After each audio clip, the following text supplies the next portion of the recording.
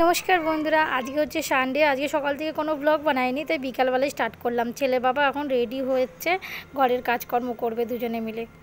Hello guys, চাকাচো আমি আমি বনি তো আর আমি দেখা ये लोग अभी पापा क्या कर रहे हैं? चप्पल चप्पल बाहर कर चप्पल। अभी मैं इसको बाहर लेके जाओ। তো বিকাল থেকে ভিডিওটা যদি স্টার্ট করলাম, সবাই দেখতে থাকুন আমার ভিডিওটা। এখন হচ্ছে আমাদের বিকালবেলা এই যে চাদরটা নিয়ে এসছে সেটাই এখন খুলছে। এখন নতুন জিনিস আনলেই এর বেছানোর প্রয়োজন পড়ে যায়, বিশেষ করে চাদর বা জামা কাপড় কিনলেই পরে নেয়। তো এই চাদরটা এখন বেছাবে বলে খুলছে। তো আমি বলছি এটা সুতির নয়, ও বলছে সুতির। দেখুন, আপনাই দেখে বলুন। আমার তো সুতির লাগছে না, তুই সুতির, এইটা সুতির। আমি যেটা বসে আছি বেছানো আছে। सिराना दे दो पापा, सिराना दो जल्दी।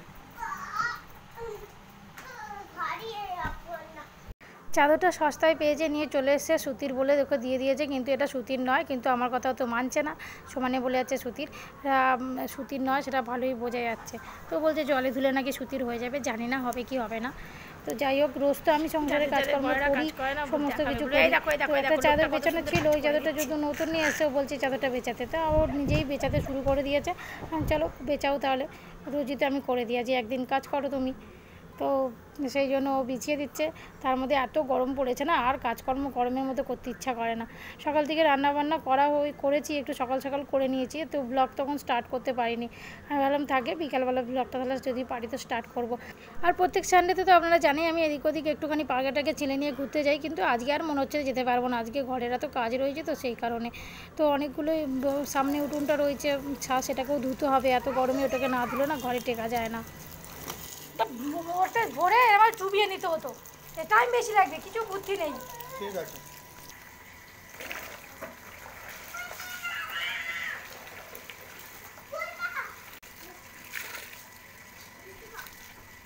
এইগুলো দেখছেন, এগুলোকে আমার শীতকালে বাড়িতে ঘরের মধ্যে বিছিয়ে রাখা হয় ঠান্ডার জন্য।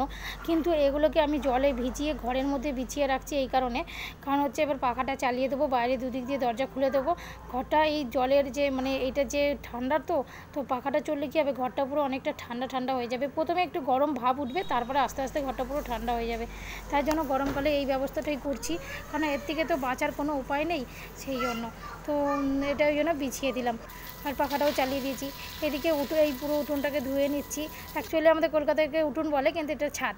তো আমার বাড়ির সামনে একটা ফাঁকা ছাদটা যেহেতু, তাই জন্য এটাকে অ্যাকচুয়ালি নিচে হলে তো উঠোনই বলতো, তো ওপরে যেহেতু তাই জন্য ছাদ এটা।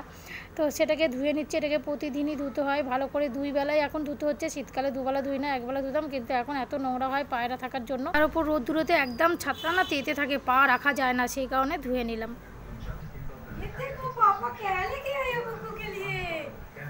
ये क्या है बुबू? हाँ? पापा के लिए लेके आया पापा?